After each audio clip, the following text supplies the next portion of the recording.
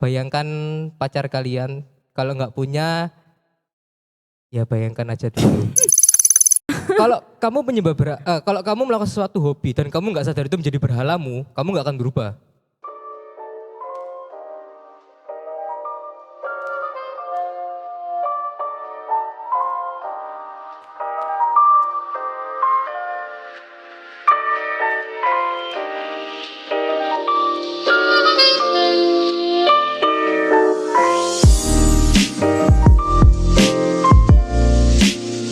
Shalom teman-teman. Nah, kembali lagi nih bersama saya Mary di host A3 kali ini. Nah, di bulan ini nih teman-teman, kita ada tema yang spesial loh. Nah, karena di bulan ini kan Februari kan ya. Februari itu kan identik dengan sesuatu yang tersembunyi. Kenapa tersembunyi? Karena antara ada tanggal yang tersembunyi gitu kan ya. Kalau penasaran, hubungannya adalah kita membahas tentang tokoh-tokoh Alkitab yang mungkin teman-teman kurang mengerti dan kurang paham, tapi kita mau mengangkat tokoh-tokoh itu supaya teman-teman bisa mendapatkan apa sih yang harus diteladani atau apa sih hal-hal yang perlu diketahui dari tokoh itu. Nah, di sore hari ini kita kedatangan tamu juga yang spesial gitu kan ya. Ya, ada yang bisa menebak tamunya siapa? Harusnya kalau nebak itu nggak dimunculkan dulu, Mer. Kalau udah di depan ini udah tahu, Mer. Oke, Ini ya. terpampang. Oh nggak tahu nanti biar dia disensor kotak-kotak gitu. Jadi Ya, nggak kelihatan. dan tamu kita kali ini adalah Samuel. Oke. Ya, jadi kita mau membahas satu tokoh Alkitab namanya Asa. Oke, jadi kita mulai aja ya langsung. Oke. Sam, Ya, aku ndredeg kena tema ini. santai santai santai. Oke.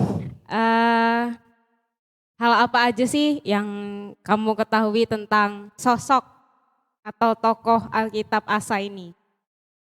Tertulis di Alkitab, memerintah selama 40 tahun, Raja Yehuda, yang kesekian aku lupa.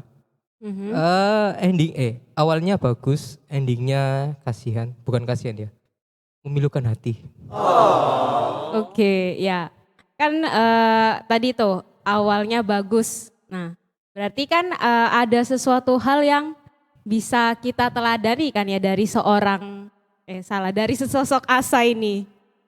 Kira-kira hal apa aja sih yang kita bisa teladani? Aku baca sih terbesit dua, dua hal. Mm-mm. Apa Oh, aja itu? sebelumnya bisa dibaca dulu kitabnya supaya tahu konteks pembicaraannya dan nganunya. Ya, Ya, yang pertama itu kan sebentar, sebentar. hah? Nah, sebelum kita membahas lebih lanjut nih, ini kita mengambil kisahnya dari 1 Raja-Raja 15 ayat 9 sampai 24 ya. Nanti akan ada tulisan di bawah ini. Atau teman-teman juga bisa baca di 2 Tawarik 14 sampai 16. Oke, lanjut. Ya, sejarahnya itu kan bangsa Israel itu dibebaskan Tuhan dari tanah Mesir, Mm-mm. terus ya masuk tanah perjanjian dan sebagainya, akhirnya jatuh bangun dalam dosa, dibebaskan apa? Tuhan kirim nabi, Tuhan kirim apa? Mereka kembali ke Tuhan, terus jatuh lagi dan seterusnya hingga akhirnya sampai pada zaman raja-raja karena mereka minta ada raja. Nah, di zamannya Asa ini juga sama kayak yang lain, sama-sama jatuh dalam dosa yaitu penyembahan berhala. Ya siklusnya kurang lebih sama lah. Nah, Mm-mm. yang bisa diteladani ada dua. Aku paling suka yang kedua sih. Soalnya berdasarkan urutan ceritanya ya dari urutan Alkitabnya aku suka yang kedua. Yang pertama itu di masa pemerintahannya Raja Asa ini dia itu kayak istilahnya menghilangkan berhala. Ya menghancurkan patung-patung penyembahan. Intinya mereka kembali ke dalam Tuhan. Itu yang patut diteladani di mana ya kita harus menyingkirkan segala berhala. Karena Tuhan itu kalau kita tulis kalau Tuhan itu cemburu. Jadi kalau semisal kita berpaling ke Allah yang lain ya Tuhan cemburu. Cemburunya sama kayak bayangkan pacar kalian kalau nggak punya Ya bayangkan aja dulu rasanya nanti. Oke. Bersenang-senanglah di surga kejombloanmu. Ya kalau cemburu nggak enak soalnya. Kalau pas Padahal yang lagi, ngomong juga jomblo. loh kalau pas berpasangan lagi have fun itu enak. Tapi kalau lagi cemburu-cemburuan marah-marah itu nggak enak sama pasangan. Ya, jadi di zamannya itu dia menghilangkan berhala, yang Mm-mm. ngancurin patung-patung dan lain sebagainya. Nah Mm. itu yang patut diteladani yang pertama. Nah yang kedua, ini yang menarik bagiku. Di zaman sekarang pun juga relevan Mm. dan menurutku semua orang Kristen harus seperti ini dan juga nggak banyak. Terutama untuk yang anak-anak muda.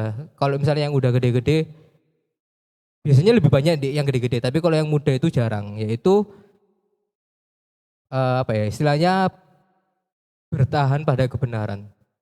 Di ayatnya itu tertulis kalau Raja Asa itu memecat siapa itu aku lupa namanya. Mertuanya. Ya Neneknya. neneknya Ya. dari jabatan ibu apa ya? Ibu titik aku lupa ibu apa. Dari suatu Ya jabatan dari yang suatu penting jabatan. lah ya. Karena neneknya juga melakukan penyembahan berhala dan sebagainya dan akhirnya dipecat. Nah, itu hal yang bagus dan jarang karena itu relasinya dengan keluarga. Kita biasanya sungkan sama keluarga. Mm. Apalagi kalau misalnya kita punya posisi tinggi terus keluarga kita ngelakuin kesalahan, kadang itu manusia itu bisa dilema. Ini mau dijalankan sesuai ketetapan, sesuai hukum, tapi keluarga sendiri aku sungkan, gak enak. Tapi kalau nggak dilakuin, dia ngelakuin hal yang salah, bimbang. Nah biasanya kalau misalnya di dunia ini itu orang-orang biasanya milih untuk istilahnya memaklumi, halah keluarga sendiri nggak apa-apa lah. Dan biasanya keluarga itu juga agak kurang benar karena berpikir bahwa halah anakku kan punya posisi tinggi, jadi nggak masalah lah kalau aku melanggar kayak gini. Nanti ada apa-apa ya tinggal calling. Itu sama-sama nggak bener, itu minta diketak dua-duanya. Tapi jangan aku, nanti dimarahi. Ya, kenapa aku bilang jarang ada? Ya karena memang dilema itu. Kalau mau nggak ada rasa sungkanan. Nah, Raja Asa ini dia berketetapan untuk mempertahankan kebenaran firman Tuhan. Mhm. Nggak nyembah berhala ya semua. Dia apa ya kayak gue bener-bener dihilangkan gitu loh. Termasuk bahkan kalau seandainya keluarganya sendiri yang menjabat di suatu posisi dan ternyata membawa dampak buruk dan melakukan penyembahan berhala ya berdasarkan peraturan dari dan juga ketetapan Musa pada waktu itu ya dilepas dari jabatannya. Nggak tahu apakah itu apa ya dimatikan atau enggak karena kalau kita baca di awal-awal itu kan semua yang menyimpang dari Allah itu end. Mm-mm. Makanya kan bangsa Israel kan muter-muter di padang gurun 40 tahun gara-gara generasinya itu harus dihilangkan semua dulu baru generasi baru bisa masuk. Nah aku nggak tahu pada waktu Raja Asa itu apakah cuma dicopot aja, cuma dihilangkan aja atau sampai kayak gitu aku nggak tahu karena nggak tertulis secara detail di situ. Itu dua hal yang menurutku menarik terutama yang kedua. Oke. Ya kan tadi kan sempat menyinggung tentang penyembahan berhala gitu kan ya. Nah di era zaman sekarang atau zaman milenial, nah kira-kira apa aja sih bentuk yang bisa menjadi penyembahan berhala kalau menurut Samuel sendiri? Oh banyak. Ya Apa yang sebutkanlah apa yang contoh-contohnya. terlihat oleh mata kita semua bisa jadi penyembahan berhala. Semuanya apa yang terlihat oleh mata. Mhm. Mau itu medsos, gadget, maksudnya gadget bendanya itu kan ada yang kolektor-kolektor HP, nggak tahu duitnya berapa koreksi HP. Terus apapun pokoknya yang bisa merubah apa ya poin hidup kita yang dari awalnya poin hidup kita fokus hidup kita itu ke Tuhan berubah ke yang lain itu adalah berhala. Apapun termasuk bunga yang di depan kita, mic, meja, semua itu bisa. Karena kalau terlalu pencinta bunga, biasanya dia akan melakukan apapun untuk koleksi bunga, untuk kayak ngerawat dan lain sebagainya, bahkan bunga ini adalah hidupnya. Kalau satu bunga rusak, wah marahnya minta ampun. Dan biasanya orang-orang yang tidak bisa mengendalikan diri, nggak ada pengendalian diri, itu lepas di sana. Terlalu memprioritaskan hobinya, terlalu memprioritaskan kesukaannya, Jadinya melenceng dari firman Tuhan dan lupa kalau fokusnya harusnya hidupnya ke Tuhan, bukan ke hobi atau apapun yang disukai. Jadi semua yang di depan mata kita bisa.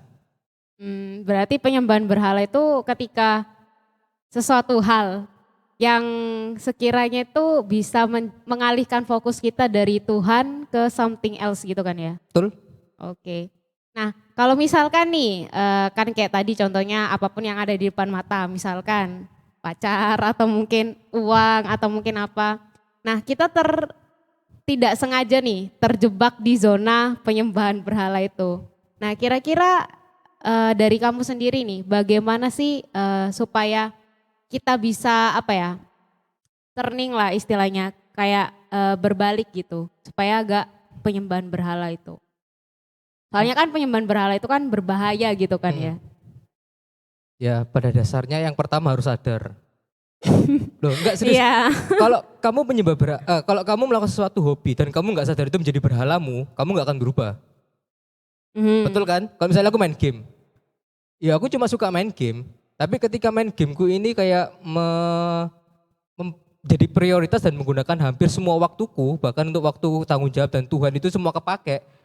Tanpa sadar kan itu jadi berhala toh. Nggak perlu kita nyembah, mengakui ini Tuhanku, nggak perlu. Menyita semua waktu kita yang harusnya bisa kita untuk Tuhan kan jadi berhala. Dan kita nggak sadar akan hal itu. Kalau nggak sadar ya kita nggak berubah. Nah ketika kita sadar, oh iya ya aku terlalu sering main game. Waktuku nggak ada untuk Tuhan, tanggung jawabku terlantar semua nggak keurus. Aku harus balik ke jalan yang benar. Ini game ini mengganggu hidupku. Nah setelah kamu sadar baru bisa. Jadi yang pertama harus sadar. Harus tahu dulu. Ada kata-kata kayak gini. Untuk menyelesaikan suatu masalah harus tahu masalahnya.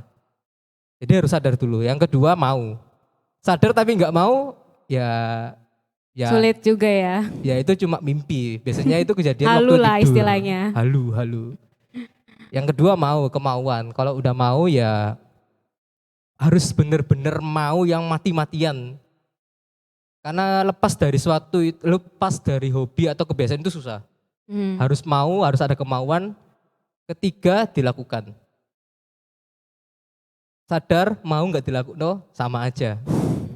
Nah yang apa yang dilakukan ini yang bervariasi banyak. Tergantung dari apa yang menjadi berhalamu, apa yang menjadi kecanduanmu. Cuman pada semuanya itu ada beberapa hal yang sama. Yang satu harus tetap doa, baca firman Tuhan, kembali ke Tuhan. Entah seberat apapun itu menyita waktumu, entah kayak seberat apapun itu harus dilakukan. Kamu tahu ini berhala, kamu mau untuk lepas, terus kamu berusaha teman-teman untuk lepas, tapi cara lepasmu nggak melibatkan Tuhan, kamu nggak doa, kamu nggak baca firman Tuhan, pada akhirnya kamu terjebak ke berhala yang lain. Karena kita akan ngefokuskan diri untuk yang lain toh, supaya ini yang lepas. Nah kalau yang lain ini bukan Tuhan, ya berarti kan yang ini jadi berhala lagi. Dan akan terus kayak gitu siklusnya akan terus kayak gitu. Jadi fokusnya tetap di Tuhan, harus di Tuhan. Salah satu caranya itu doa, baca firman, entah apapun yang kamu lakukan. Oke, ya jadi intinya itu ya teman-teman, penyembahan berhala ini kan termasuk salah satu dosa gitu kan ya.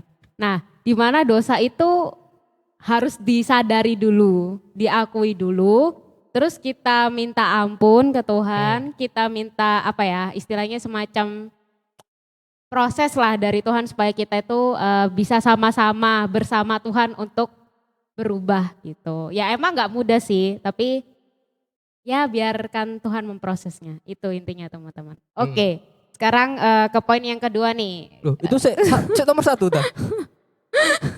Kayak ujian nomor 1 A B C D. Tak pikir itu udah pertanyaan ketiga atau 4. Belum. Masih banyak. Pertanyaan yang kedua. Oke, di poin kedua nih, kan tadi berpegang pada kebenaran gitu kan ya. Which is itu adalah sesuatu hal yang sulit untuk dilakukan di zaman sekarang gitu kan ya.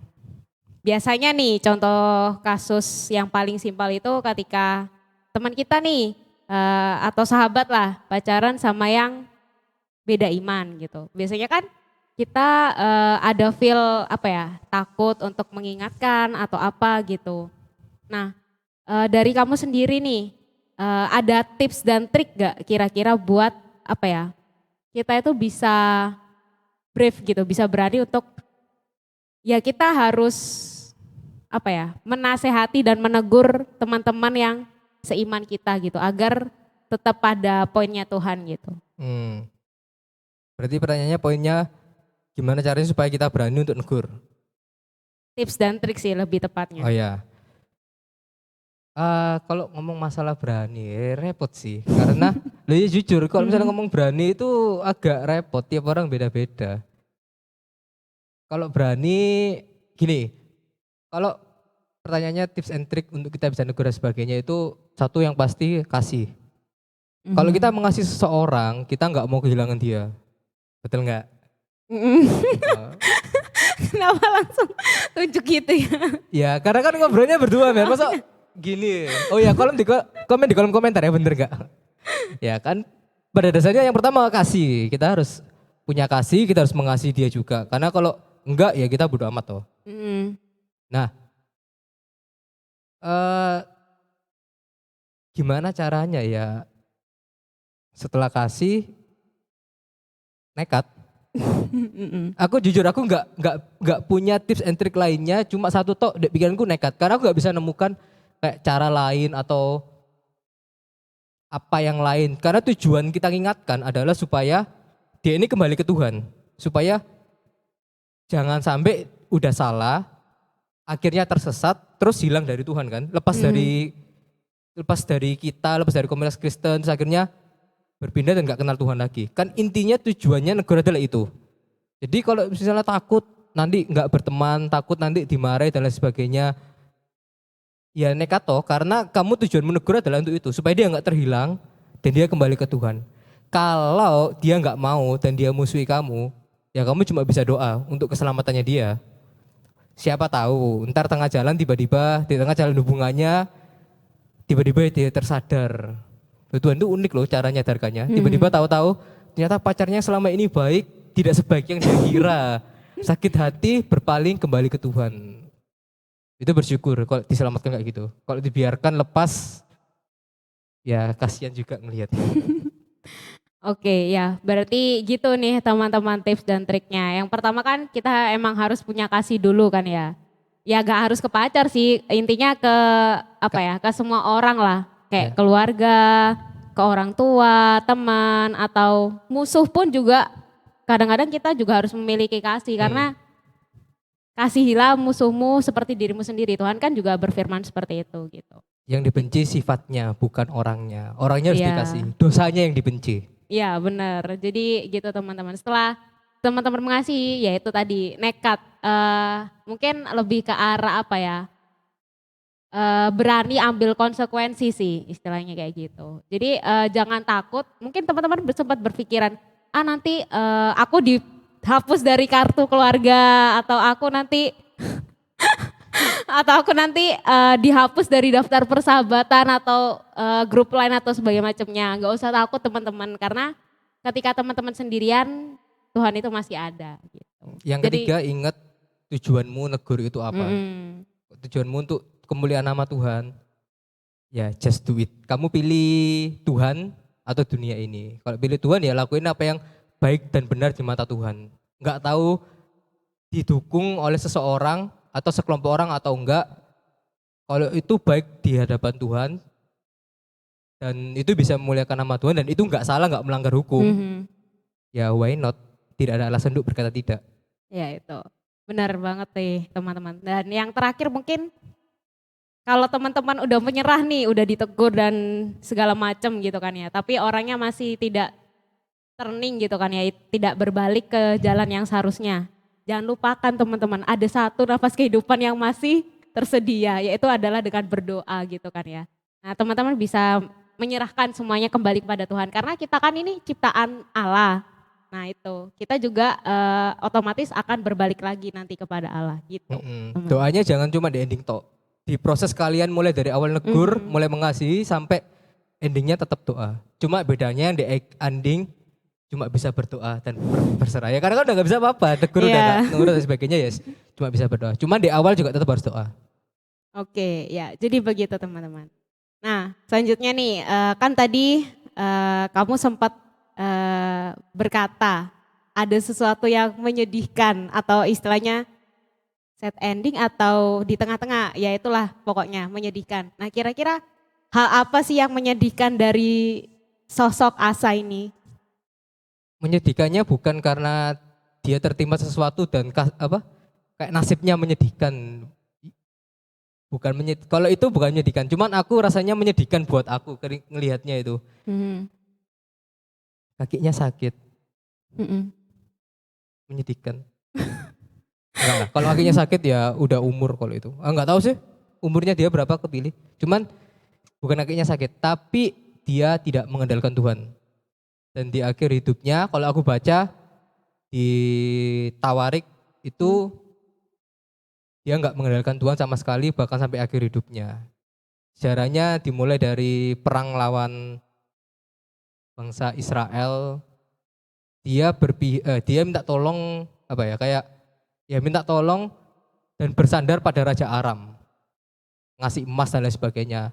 Dia nggak minta tolong ke Tuhan, dia nggak berseru ke Tuhan. Padahal sebelumnya kalau nggak salah perang lawan Raja Ethiopia, Ethiopia. ya jumlahnya berkali-kali lipat lebih banyak. Bangsa Yuda cuma beberapa ratus ribu gitu. Bangsa Ethiopia 1 juta sekian dan mereka menang karena Tuhan yang menyertai.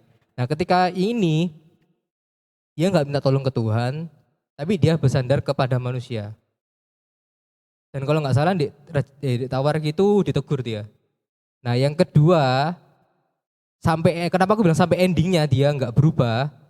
Karena ketika dia sakit, dia nggak minta pertolongan Tuhan, tapi percaya ke tabib-tabib. Maksudnya apa nggak percaya sama Tuhan? Aku nggak tahu ya, karena di Alkitab nggak ada tulis secara jelas. Cuman ini penafsiranku adalah kayak gini. Ketika dia sakit, kakinya sakit, dia itu nggak doa, minta tolong ke Tuhan, nggak berseru, tapi dia kayak nyuruh plan-plannya untuk cari no tabib, cari cara penyembuhannya gini-gini. Tapi dia nggak doa ke Tuhan sama sekali, dia nggak bertanya dan nggak berharap ke Tuhan. Bener-bener oke ada tabib, gimana caranya aku sembuh. Nah itu menurutku menyedihkan karena awalnya di kepemimpinannya bukan kepemimpinan, awalnya itu Bagus gitu kan bagus, ya. setia dalam Tuhan, menyingkirkan berhala-berhala, bahkan sampai tegas terhadap keluarganya sendiri, dicopot dari jabatannya. Tapi pada endingnya dia lepas dari Tuhan, dia nggak bersandar lagi ke Tuhan. Dan itu bagiku sedih, gak enak dan menyakitkan sih, menyedihkan buat aku. Oke.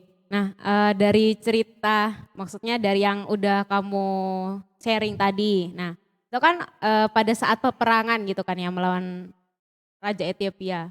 Itu kan termasuk salah satu kondisi tersulit dari Raja Asa nih. Hmm. Nah, kira-kira kalau dari kamu sendiri saat kamu sedang dalam keadaan sulit nih, hal apa sih yang akan kamu lakukan? Berdoa dan lakukan. Itu aja yang aku bisa lakukan.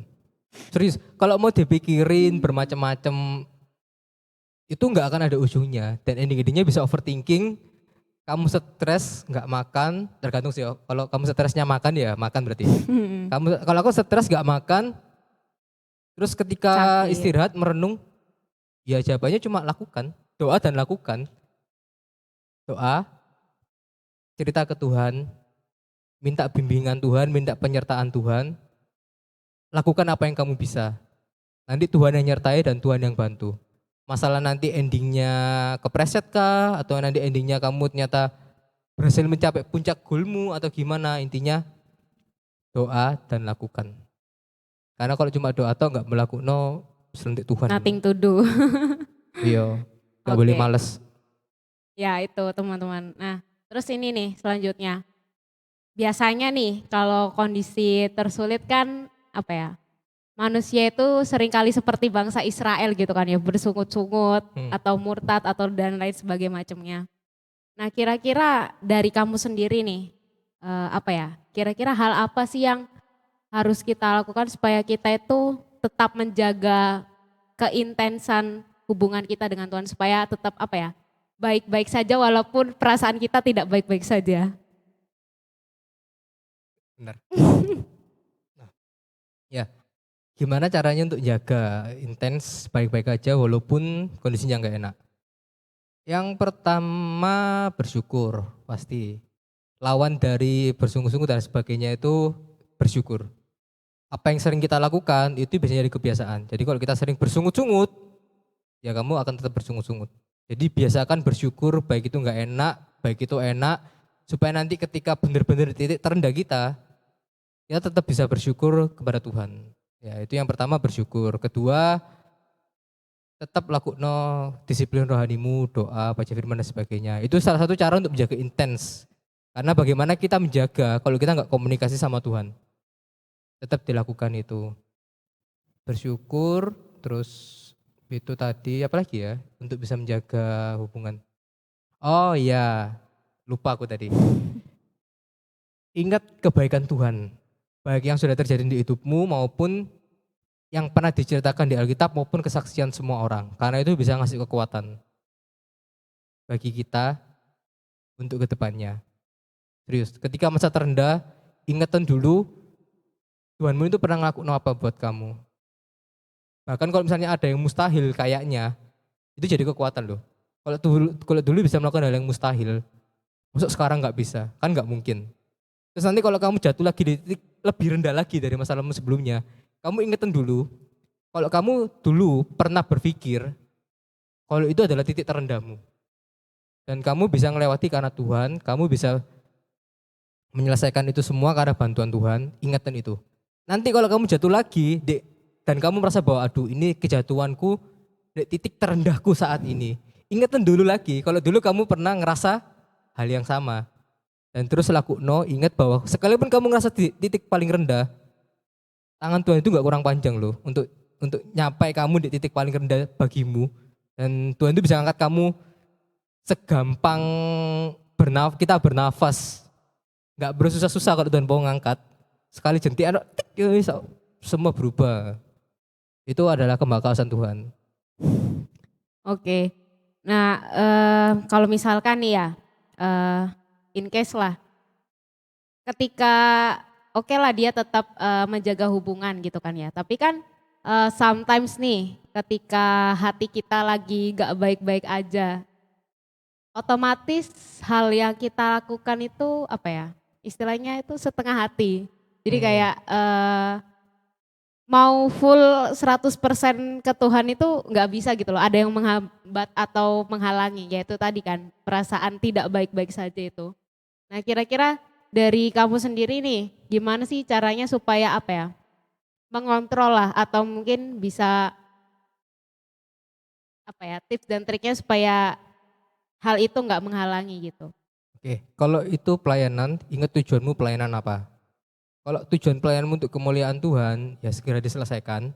Kalau itu ada suatu masalah, karena kalau hatimu gak enak kan gak mungkin bangun tidur, baru kedip terus hatimu gak enak. Jarang banget. Pasti ada suatu masalah dan penyebab.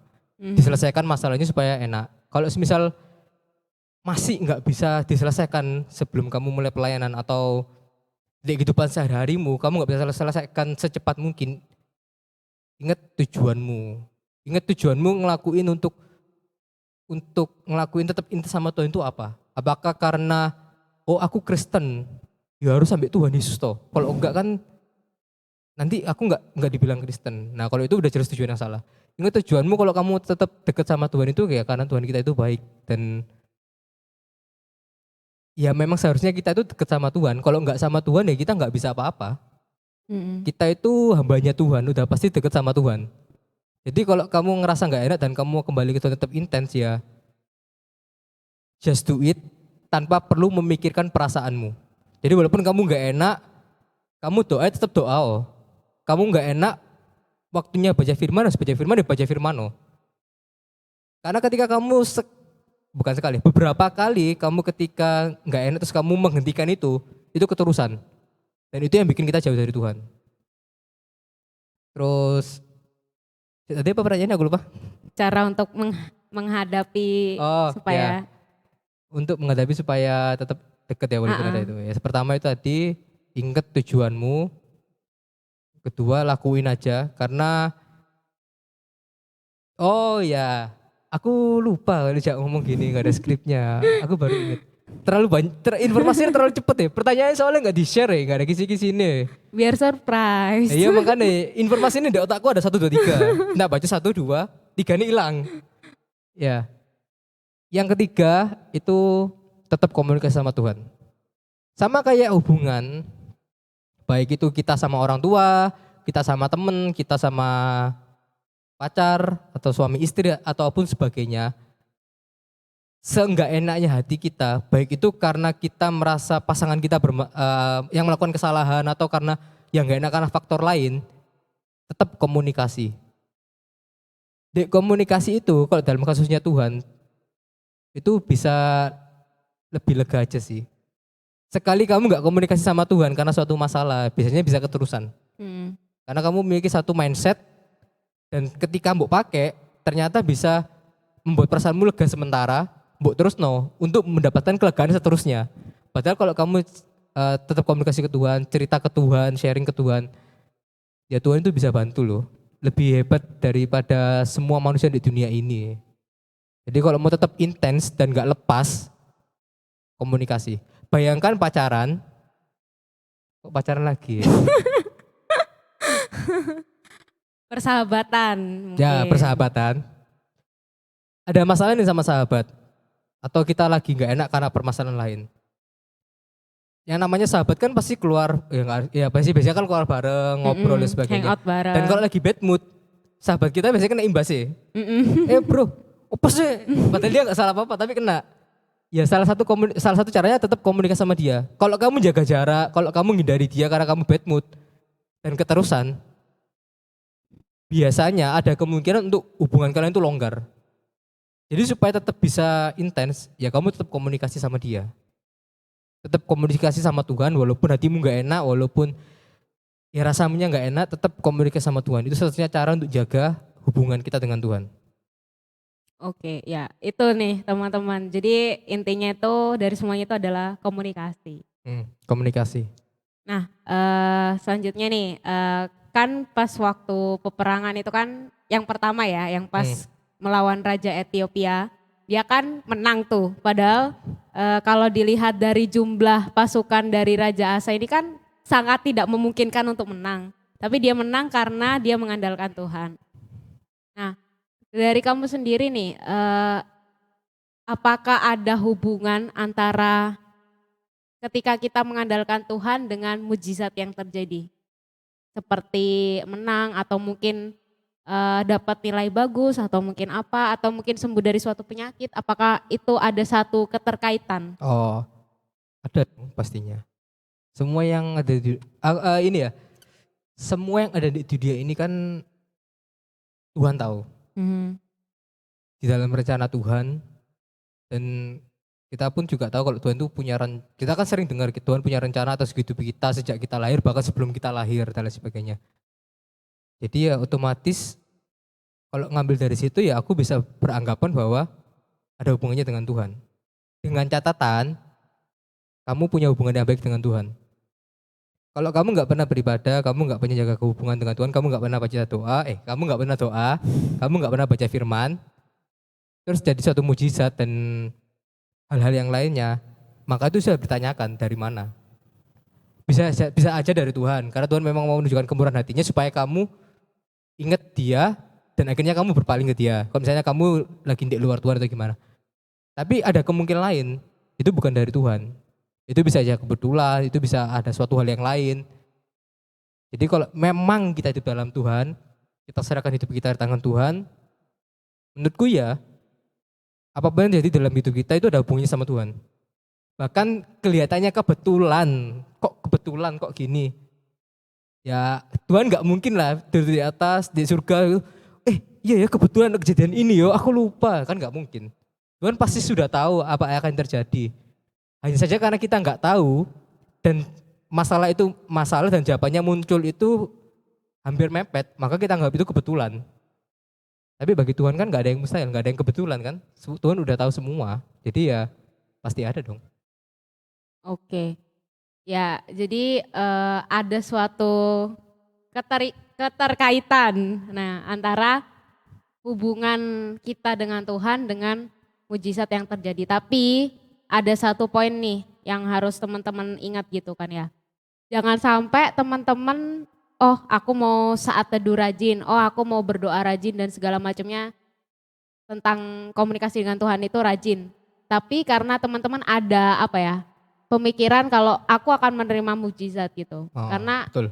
itu hati-hati ya teman-teman, patut digarisbawahi dan diingat baik-baik kalau itu juga nggak baik gitu. Karena sebenarnya mujizat itu terjadi karena kehendak Tuhan gitu. Karena mau Tuhan itu terjadi ya udah terjadi. Jadi Betul. jangan sampai teman-teman apa ya, mengingini sesuatu yang teman-teman Beranggapan kalau kita ngelakuin gitu. semua itu keinginan Kita Tuhan, pasti keinginan dapat. kita bisa dikabulkan, kita Ya, dapat mujizat. Itu salah. it's such a bad thing gitu. Wrong Oke. thing, bukan bad. Ya, sorry. Oke, lanjut nih. Nah, mungkin kan pas waktu Asa ini kan awal-awal kan menang terus. Nah, itu kan karena dia menjadikan Tuhan sebagai prioritas. gitu Sandaran. kan. Nah, bagaimana sih apa ya? Kalau misalkan ya seperti kita tahu lah di era-era sekarang ini kan sangat sulit untuk menjadikan Tuhan sebagai prioritas. Rata-rata kan prioritas kita itu biasanya bukan Tuhan gitu. Mungkin ada tips?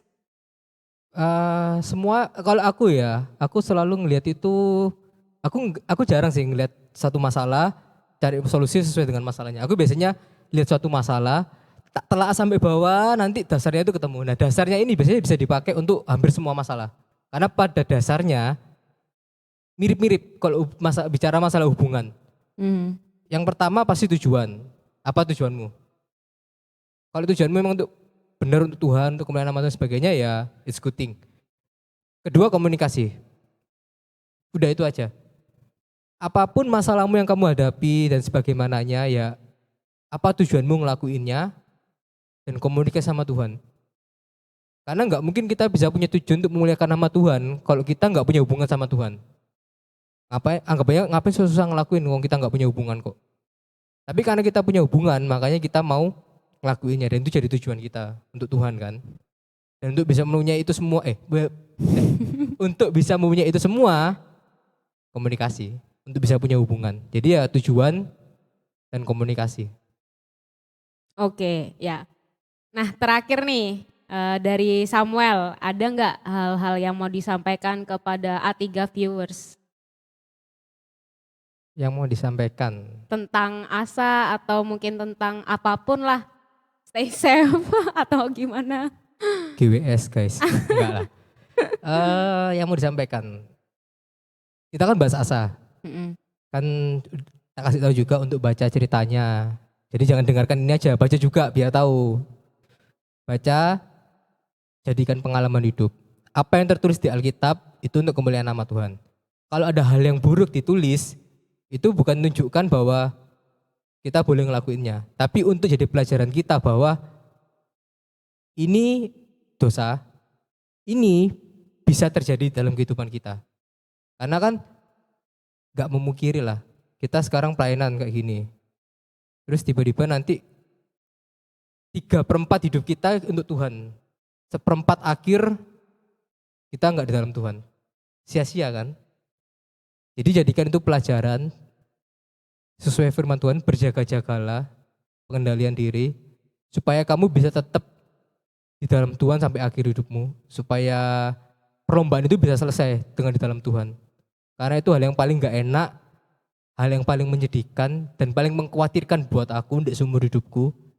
Kalau nanti di akhirnya aku atau orang-orang sekitarku itu yang udah kayak fire up di dalam Tuhan, kayak udah semangat banget. Terus ternyata ketika dia meninggal nggak di dalam Tuhan. Itu rasanya sedih dan menyakitkan. Itu adalah pelajaran yang sekalian tangkap bahwa hati-hati. Itu bisa jadi juga karena berhala tadi. Apalagi di sekarang, di rumah, Netflix, YouTube, kuota, udah lupa sama Tuhan itu biasanya. Minggu ibadah online, buka YouTube, recommended video. Wow. Terus yang muncul artis yang kita suka. Tangannya gatel untuk ngeklik. Ya, jadi hati-hati. Berjaga-jagalah, pengendalian diri, apapun yang jadi tetap komunikasi sama Tuhan. Enak nggak enak, sharing aja sama Tuhan, nggak harus minta. Kalian cerita-cerita, ngobrol sama Tuhan, pokoknya jaga komunikasi, jaga hubungan. Dan hati-hati, berhala itu apa yang terlihat di mata kita semua bisa jadi berhala. Tetap dalam Tuhan. Sampai Oke. ketemu nanti di surga ya.